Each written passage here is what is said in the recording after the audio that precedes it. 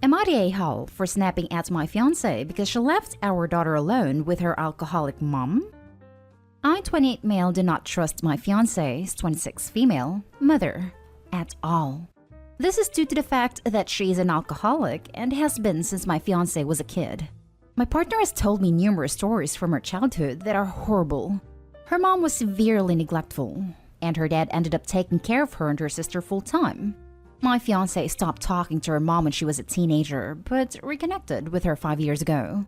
Her mom claims to be in recovery, but she still drinks, and I don't have much respect for her whatsoever. My fiancé and I have a 14-month-old daughter. I made it clear from the start of her pregnancy that when our child is born, I want her mother to have limited contact, and is under no circumstance allowed to be around our kid unsupervised. My fiancé agreed to this, and so far has abided. That is, until yesterday when I came home from work and found my fiancé's mom and my daughter together, alone. I asked where my fiancé is, and her mom said that she went to the grocery store. I'm immediately fired up, but managed to keep my cool until my partner gets home and her mom leaves. I asked my partner what the hell did she think she was doing leaving her mom and our daughter alone together. I told her it was a stupid and irresponsible thing to do. She tried to defend it by saying that she was only gone for 20 minutes. I snapped and said, what kind of mom leaves her kid by themselves with a drunk? My fiancé called me an a-hole and started crying. Now she has barely spoken to me. I guess I'm confused, because after all what my fiancé has been through with her mom, I would have thought that she would know better. I just want to protect our daughter. Am I the a-hole? Now for the top comments. Not the a-hole. I'm seeing a lot of it was only 20 minutes, which, yeah, it was only 20 minutes, which means there was zero reason for your fiancé to not wait till you got home to leave. Both parents need to agree on who gets to be alone with their child, and your fiancé did agree, and she broke that agreement over a very trivial situation. It was not okay. I don't understand the "you're the a-hole" or "everyone sucks here" comments. The wife crossed a predetermined boundary. I feel like if it was the husband in this situation, everyone would be harping on him to no end. Why would you leave your child unattended with an alcoholic who has proven to be a bad parent? The husband was clearly concerned for his daughter's safety and well-being. The wife's only concern was that he pointed out that a bad parent would make that decision, which I think is fair. If you're more concerned with being called out on your horrible parenting than being a good parent, maybe being a parent isn't for you. It takes very little time for something horrible to happen to a child, even with an attentive parent or babysitter. Example, drownings or running outside into the street. Not the a-hole. You're concerned for your daughter. The mother was an abuser and a drunk. This should be treated as if something bad would happen. The mother needs to be supervised with her grandchild, and your wife didn't even talk to you about leaving their daughter alone. Maybe your wife leaves her child alone with others. Your wife needs to reevaluate how to be a good parent. Hi, mistreated daughter of an alcoholic mother here. This is going to be an unpopular opinion, but I think a little bit of compassion goes a long way. Everyone sucks here. Your fiancé for leaving your daughter with her mom, and you for your reaction to this. Plus for how you approached the situation regarding grandma's level of contact with your daughter. Your fiancé is the one who went through the trauma with her mother, not you. She's the best judge of her own mother's character. The way you said, my fiancé agreed to this and so far has abided, makes me wonder how you talked to her about it. Did you have an actual conversation with her where the both of you came to a mutual conclusion, where both of you are active participants? Or did you just put forth your demand while she was pregnant with her child? If the latter, she opened up to you about her traumatic experiences, and you used them to put her in adversarial position when you really didn't need to. Was she planning on using her mom as a live-in nanny or something? If my fiancé did this to me, it would cause a lot of resentment and spite on my end. It wouldn't exactly motivate me to enforce the executive decision made in this conversation. The comment you made about her being a bad mother was too far and uncompassionate, and a great way to foster resentment in your relationship. Now for the next story. Am I the a-hole for telling my son the truth about math? My wife is a high school math teacher. Math is her passion, and she loves teaching. She has always been a math wizard, and thinks math is this super fun subject that is enjoyable and relaxing. To decompress as a kid, she'd do algebra. For fun, she'd do hard calculus. To me, it's endearing, and she does have fun and is enjoyable outside of math and academics. Ever since my son was 3, she started teaching him math. She tried to teach him to count at 1 year old, but he couldn't really speak, so it didn't work out. When he was 5, she started teaching him all the math she could.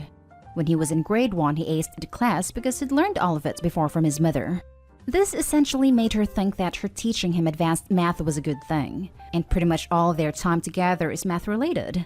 By grade 3, he was doing algebra. He's a bright kid. And at first, he was really interested in math because it helped him understand how the world works. Now, he's in grade 5 going to grade 6, and she started teaching some of high school syllabus. He'd been losing interest for a while because the math was slowly drifting away from real-world application and into x plus 6 times x plus 7, solve for x. That's where he began to lose interest. And because he's obviously young and not really ready for that kind of math yet, she had pushed him insanely hard to get him to do well in it. There were days where she'd come home from work and my wife would immediately start drilling him with math. Recently, there's been several fights because he wanted to go play video games with his friends instead of doing math. My wife told him to do the math, which I'm assuming is IGCSE trigonometry, which I think is insane, as in our school system. He's not even in the middle school yet, and she's making him do high school level work. She left the room because she had to attend to something, and my son threw his pen on the ground and started crying. I was already annoyed because he barely ever gets to play with his friends, and his holidays have just started. I guess she wants him to ace his math classes, but this was too far for me. He asked me, I was in the room, why this math was even needed, because he couldn't see any use for it outside of school tests. I told him that, honestly, 80% of math is useless in the real world. I haven't used algebra since I left high school, and I work in government. I have barely come across grade 9 level trigonometry, and have never seen high school algebra or calculus outside of school in math-related fields. I did tell him that math was important to get into colleges, but I don't think he should be worrying about that when he's not even in middle school yet. After this, I got into a huge fight with my wife where she was screaming at me for impeding their relationship. I told her that their relationship can't be just math. Am I the a-hole? Everyone sucks here. I'm a math teacher. Forcing math or any learning down young children's throats does more harm than good. My daughter's talented at math.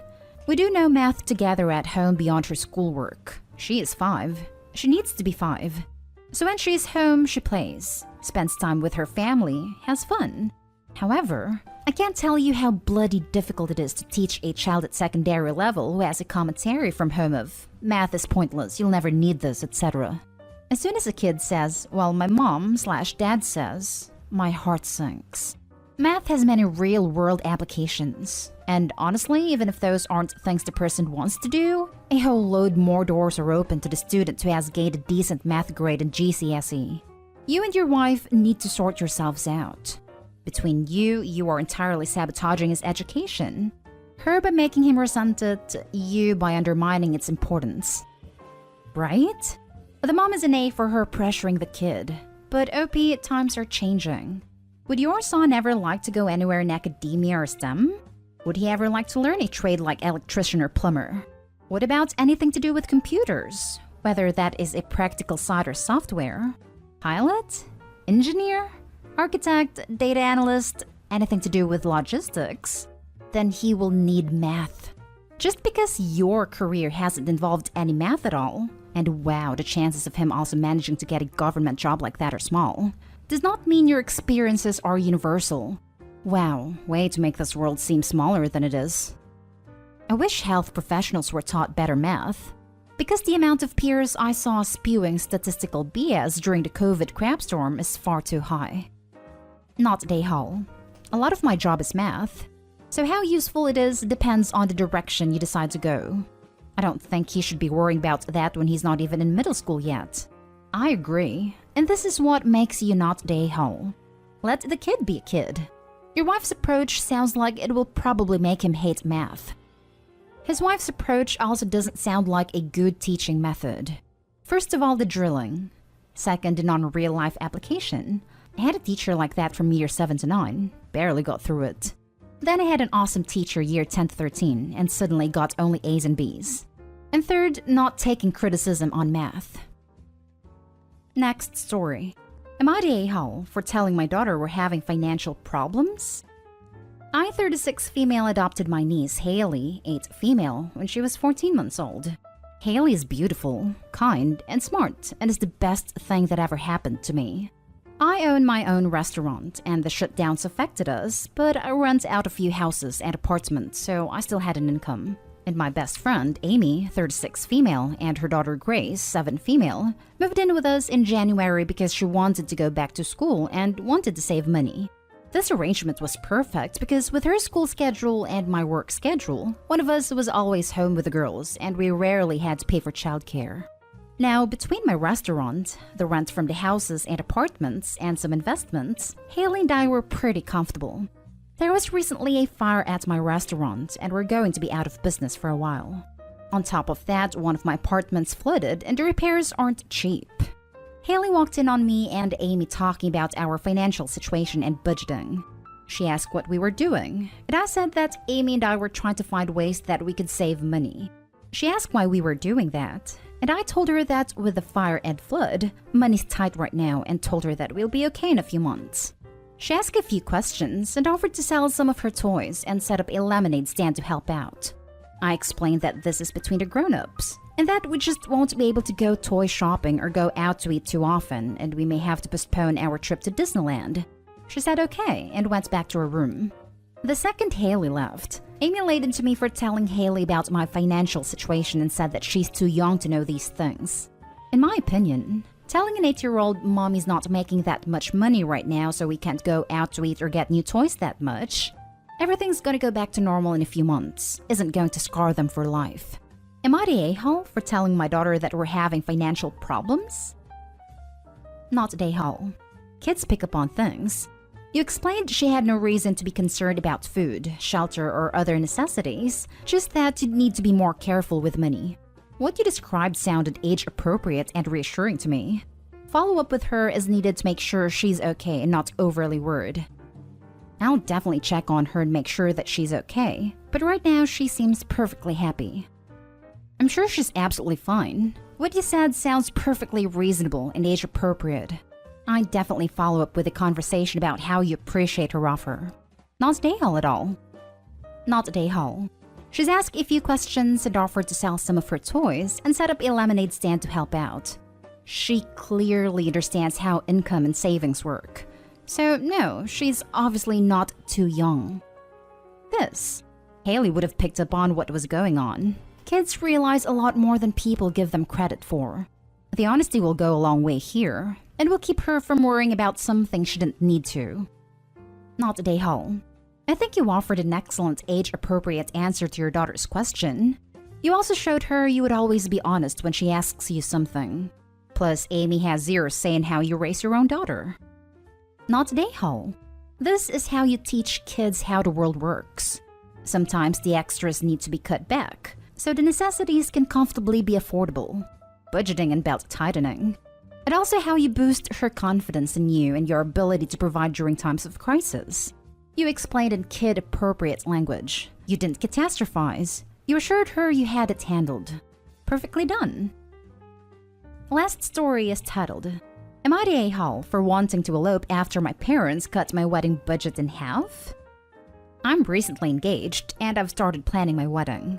I'm the only girl and my parents make good money, about $450,000 yearly, so they've always said they'd pay for my wedding when I decide to get married.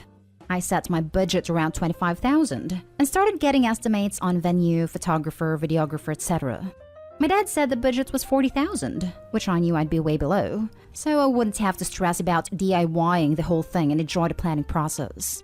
My mom has consistently pushed me to cut corners and have a cheaper wedding, and said she'd give me a few thousands as a gift if I do. Note, my mom is notorious for backtracking on promises when it comes to money. My fiancé and I agree would rather have a nice, put-together wedding than accept a gift. Might I restate, she backtracks on these decisions last minute too often for me to trust it. My mom has also gotten estimates of how much her friends paid for their daughters' weddings, all of which were over $25,000, and agreed they could swing that financially. The kicker here is after those two estimates were thrown out, my parents backtracked and gave me a final wedding budget of $20,000. My mom is also pushing me to use vendors her friends used instead of me finding people that fit my style. She wants a southern-born wedding. I like more modern elegance. I wouldn't be so upset with them had the budget been $20,000 from the beginning, but it seems as if they pulled that number out of thin air. They also created this budget after my mom spent $3,000 on my dress and veil, so I'm now left with $17,000. Another issue I have is, they have no problem buying baseball tickets for $200 apiece and spending $100+ on dinner multiple nights a week. They also just bought one of my younger brothers a car. He's in his junior year of college. My fiancé and I are long distance and will be until we're married. And when I told my mom I'd rather elope than dance around a wedding budget and not be able to enjoy my day, she flipped. She's pretty much refusing to let me elope. And when I told her to plan the wedding herself because she's being so picky, she had a problem with that too. I feel as if there's no winning in this situation. Quite frankly, I just want to be married to the man I love instead of arguing over wedding budget with my parents. Everyone sucks here. Sorry, but you sound incredibly entitled whinging about your parents only giving you $20,000 for a single-day event. That's an annual salary for some people. Your mom is being overly pushy, which I can imagine is really annoying. If she offered to pay for a wedding as a gift, then it should be yours to design. If you want to elope, then do it. Edit. Some people seem to be getting really annoyed with the judgment I have made. But there is no denying the mom is an a-hole for being so controlling and changing the budget. But I stand by my statement that OP sounds entitled, and that makes this a solid everyone sucks here for me. Especially when they say they have an issue with parents spending $100 on a meal.